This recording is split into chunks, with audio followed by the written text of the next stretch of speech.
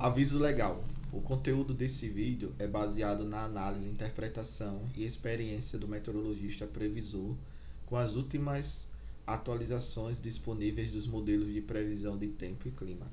Qualquer uso da opinião expressa sobre as previsões do tempo e clima neste vídeo para a tomada de decisão de terceiros exime o meteorologista previsor da responsabilidade sobre a mesma. Analisem e usem as informações com cuidado. Olá pessoal, vamos dar uma olhada hoje nas previsões do dia 12/8/2020. Então, comparando ao que a gente viu ontem, a gente não teve grandes modificações aí na previsão do modelo IMET do Cosmo e também do modelo GFS, né? O que a gente vê claramente é a passagem da frente aqui na região sul do país, né? E ela adentra depois, vai subindo um pouco aqui em direção à região equatorial, atingindo aí os estados de São Paulo e Mato Grosso do Sul.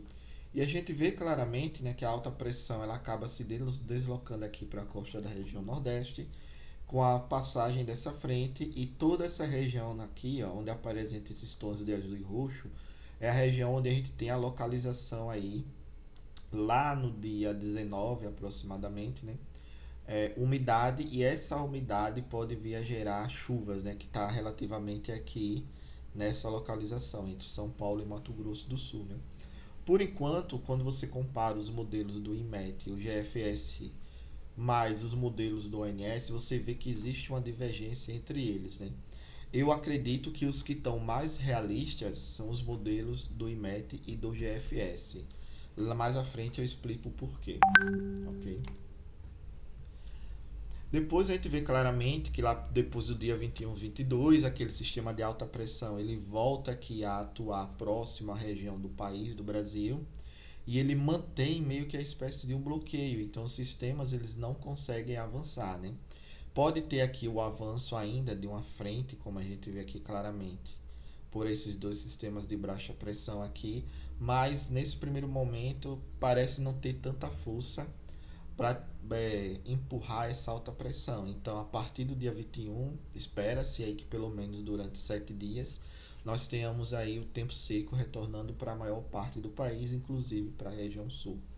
E aqui o campo de anomalia geopotencial mostra, né, um sistema de baixa pressão fraco atuando aqui ainda um pouco na região do Atlântico Sul, e esse sistema aqui de alta pressão bloqueando a entrada desse novo sistema de baixa pressão que vem aqui oriundo do Pacífico Sul, e ele não consegue avançar tanto e chegar aqui à região sul do país por enquanto. Então, o que a gente vê claramente é que ainda tem essa espécie desse bloqueio aqui que deve atuar a fim do mês.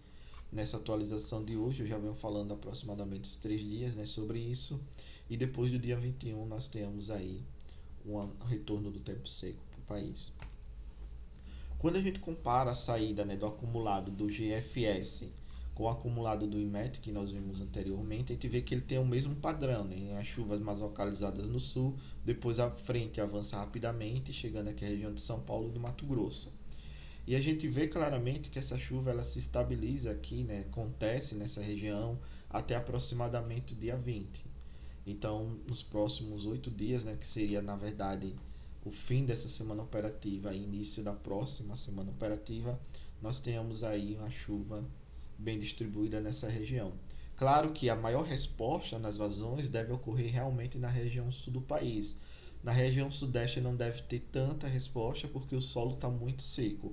Mas se depois dessa chuva vier uma sequência de entrada de frentes, aí sim a gente deve ter uma resposta maior. Mas por enquanto a gente não deve ter nos modelos do ONS, claro, né?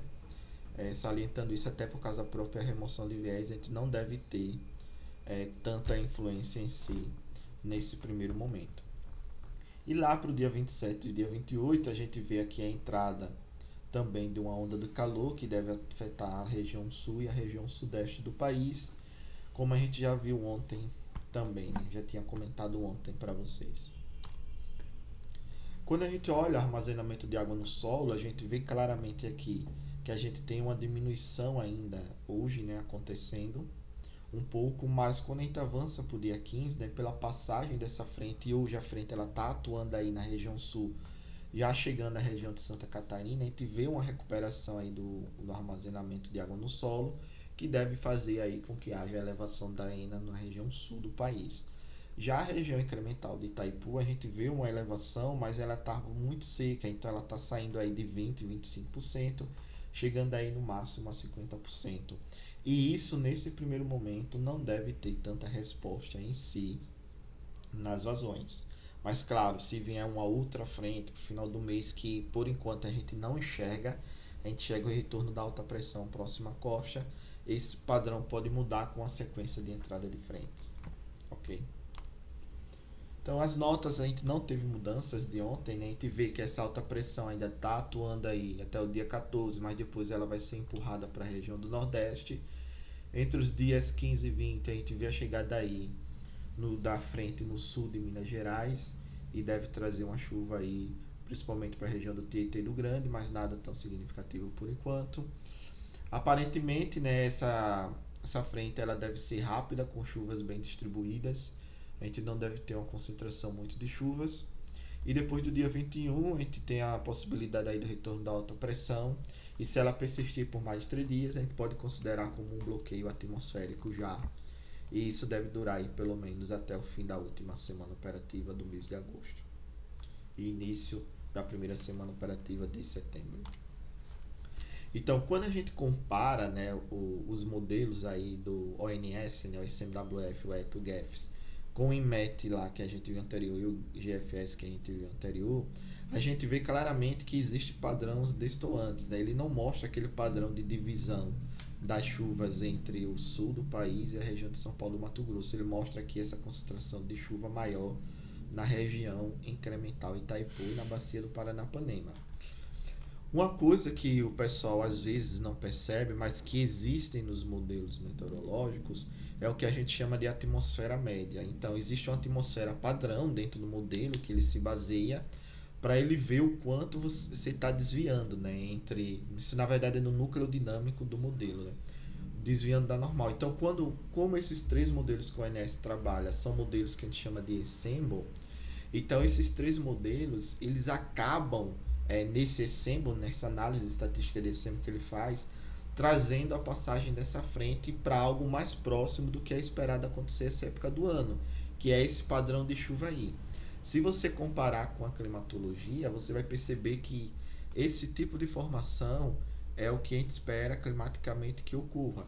Então a gente acaba não percebendo esse tipo aqui de bifurcação que acontece, né? Uma chuva mais localizada aqui na região sul, que está acontecendo aí até o dia 15. Depois a frente avança muito rapidamente e atinge aqui as regiões de São Paulo e Mato Grosso do Sul. Então a gente vê claramente que tem essa diferença nesses padrões. Mas como o ONS vai utilizar essas figuras e a gente vê que a remoção de viés também ela está muito agressiva, né? Essas figuras elas não têm remoção de viés, então você pode aplicar aí 60% desses valores. Então, se ele está mostrando um acumulado em 10 dias de 100 milímetros, você pode considerar aí mais ou menos uns 60 a 70 milímetros aí por enquanto, né? Que a remoção de viés tá mais ou menos nessa faixa, né? A média dos dias, por exemplo.